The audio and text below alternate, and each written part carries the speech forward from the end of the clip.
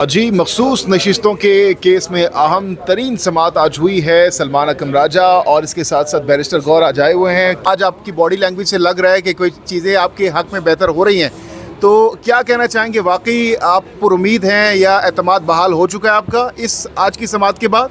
मखसूस नशिस्तों के आज मुकदमे की जो समाअत है वो सही मानों में शुरू हुई है। जो 8 जज साहिबान का 12 जुलाई 2024 का फ़ैसला है उसको पढ़ा गया है, उसका जो पढ़ना है वो शुरू हुआ है। और देखिए फ़ैसला था क्या, ये अहम है कि पाकिस्तान के अवाम को मालूम हो कि फ़ैसला क्या था। फ़ैसला ये था कि PTI के जो अरकान थे, जो PTI के उम्मीदवार थे, उनको गलत तौर पे इलेक्शन कमीशन ऑफ पाकिस्तान ने आज़ाद उम्मीदवार करार दिया। इलेक्शन कमीशन ऑफ पाकिस्तान ने गलत तौर पे PTI को बतौर जमात इलेक्शन में हिस्सा लेने से रोका। जो सुप्रीम कोर्ट का फ़ैसला था 13 जनवरी 2024 का, वो सिर्फ इतना था कि PTI को एक सिंबल नहीं मिलेगा। उस फैसले की वजह से PTI बतौर जमात तहलील नहीं हुई थी। PTI को तमाम हुकूक हासिल थे बतौर जमात इलेक्शन लड़ने के। इसलिए इलेक्शन कमीशन का ये कहना कि PTI बतौर जमात इलेक्शन नहीं लड़ सकती, उसके जो उम्मीदवार हैं उनको PTI का उम्मीदवार तसव्वुर नहीं किया जाएगा, उनको आज़ाद उम्मीदवार तसव्वुर किया जाएगा, ये कतअन गैर आइनी और गैर कानूनी था।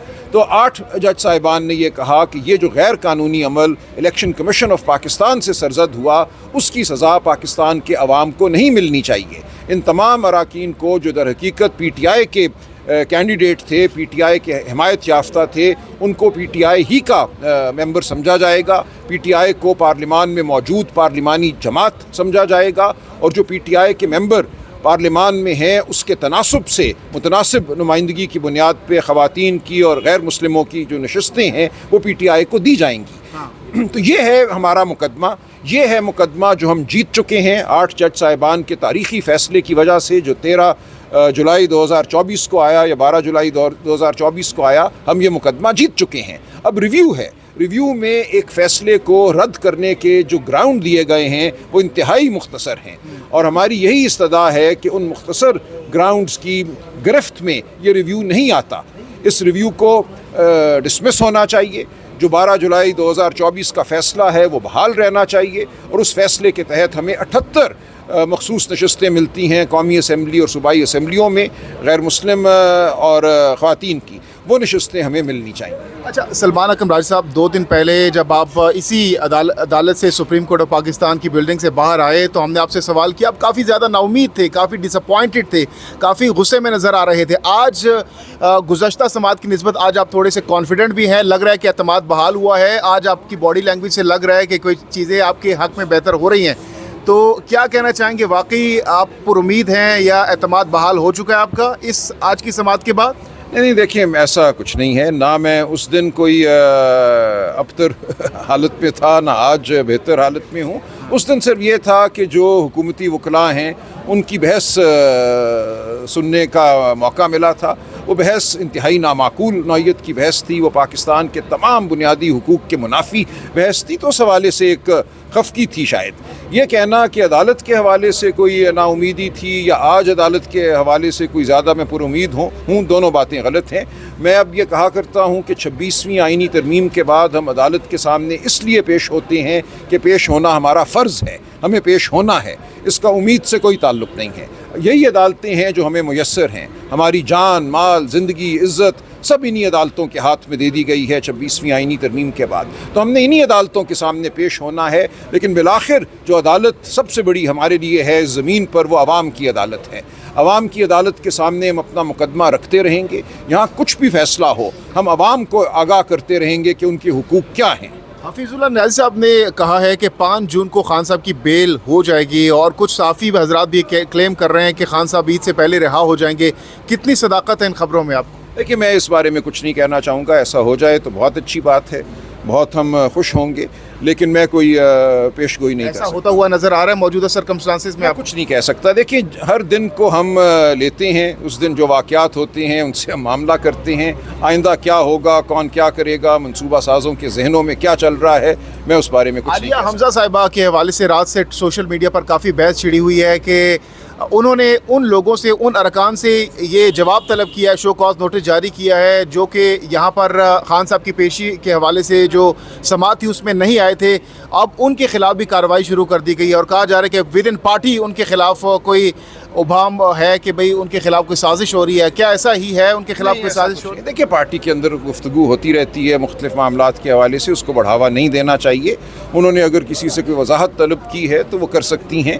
میں سمجھتا ہوں اس معاملے کو پارٹی کے اندر خوش اسلوبی سے طے کر لیا جائے گا, اس میں کوئی بڑا واقعہ نہیں ہے. سر آپ نے کہا تھا کہ اسپیکر کے خلاف ووٹ آف نو کانفیڈنس. تمام وہ چیزیں ہیں جو معمول کی چیزیں ہیں, وہ مناسب وقت میں ہوں گی.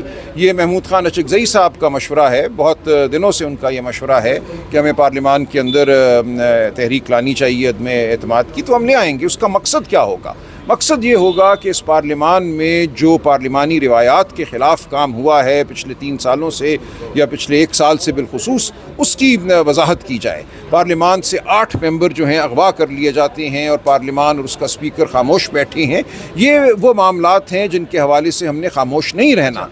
مارگلہ کی پہاڑیوں پر ٹینٹ لگانے کے حوالے سے اس وقت پی ٹی آئی کے اندر یہ سوچ پائی جا رہی ہے, تو اگر پہاڑوں پر آپ لوگ بیٹھ جائیں گے, ٹینٹ لگا لیں گے, یہ جنید اکبر خان صاحب نے یہیں پر ہم سے گفتگو کرتے ہوئے میں عرض کرتا ہوں ہے, غور کر رہے ہیں اس پہ. دیکھیں, ایسی تمام باتیں جو ہیں قابل غور بھی ہیں, قابل عمل بھی ہیں. مقصد کیا ہے؟ ہم کہیں پہ بھی جا کے بیٹھیں, اس سے فرق کیا پڑے گا اگر پہاڑوں پہ آپ لوگ بیٹھ جاتے ہیں؟ میں عرض کرتا ہوں, دیکھیں فرق کس چیز سے پڑتا ہے. ایک زندہ قوم جو ہے, ایک ریاست جس میں آئین اور قانون ہو, جس میں شرافت ہو, وہ سنتی ہے عوام کی رائے کو. یہ ضروری نہیں ہوتا کہ آپ ایک جتھا لے کر آئیں اور کسی عمارت پر حملہ کر دیں تو پھر آپ نے پروٹیسٹ کیا. پروٹیسٹ اور احتجاج کے پیرائے ہیں. خاموش پروٹیسٹ ہوتا ہے, بھوک ہڑتال ہوتی ہے, آپ اپنی آواز جو ہے لے کر آتے ہیں سامنے, آپ اپنی عددی اکثریت کا اظہار کرتے ہیں. اگر 2-4 لاکھ لوگ ایک جگہ آ کے بیٹھ جاتے ہیں تو تمام دنیا میں نظام ہل جاتا ہے. کوئی نظام ایسا نہیں ہے کہ وہ 4-5 لاکھ لوگوں کے اجتماع کو دیکھ کر متاثر ہوئے بغیر رہے.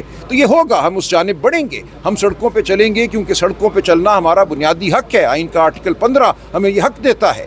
ہم نے آزادی حاصل کی سڑکوں پہ چل کے. آپ 1947 سے پہلے کی تاریخ دیکھیں, کس طرح کی جد و جہد ہوئی تھی. کوئی حملے نہیں ہوتے تھے, کوئی مسلح گروہ آ کر پولیس اسٹیشنوں پہ یا دیگر عمارتوں پہ حملہ نہیں کرتے تھے. پوری تحریک آزادی ایک اخلاقی تحریک تھی. وہ ایک ایسی تحریک تھی جہاں نہتے لوگ سڑکوں پہ چل کر آواز بلند کرتے تھے, بولتے تھے, پتھر نہیں مارتے تھے, گولیاں نہیں چلاتے تھے. تو آواز بلند کرنا, اپنے وجود کا احساس دلانا, خاموشی سے بھی اپنے حق کا اصرار کرنا, تقاضا کرنا, یہ تمام انسانی تاریخ کے وہ طریقے ہیں جو انسانوں نے بار بار استعمال کیے ہیں اپنی تحریک چلانے کے لیے, اپنے حقوق مانگنے کے لیے. اچھا, صاحبزادہ حامد رضا صاحب نے اب کی بار کہا ہے کہ اس دفعہ جو تحریک ہوگی وہ تحریک ابھی آدھے راستے میں ہوگی, کہ پیچھے سے استعفے بھی آ جائیں گے اور ہمیں جو تحریک ہو واپس جانی پڑے گی اور ہمارے مطالبات بھی پورے ہو جائیں گے. کتنے پر امید ہے آپ اس چیز کو لے کر؟ دیکھیں, سب کچھ ممکن ہے اگر تو نظام میں ذرا سی بھی شرافت کی رمق ہو, نظام میں اگر ذرا سی بھی عوام کے حوالے سے کوئی ہمدردی ہو. ہمدردی سے میرا مطلب یہ ہے کہ وہ عوام کو انسان سمجھتا ہو. اگر ہمارا نظام, تو عوام کی رائے کے سامنے ہر نظام کو دوزانو ہونا پڑتا ہے. شکریہ. مخصوص نشستوں کے لیے کوشش کر رہے ہیں, لیکن خبریں یہ آ رہی ہیں کہ جو آپ کے آلریڈی ایم این ایز ہیں ان کو نہل کر کے 25 سے 30 ایم این ایز کو عددی اکثریت بڑھائی جائے گی. تمام نظام جو ہے ایک ڈھکوسلا ہے. یہ تمام نظام فارم 47 کے بعد فریب کا نظام ہے. یہ فریب کی بستی ہے. اس فریب کی بستی میں ہم نے سچ بات کرنی ہے, ہم نے حق کا نعرہ لگانا ہے. ہم وہ کرتے رہیں گے, سیٹیں ہماری 10 ہوں 100 ہوں, اس سے کوئی فرق نہیں پڑتا.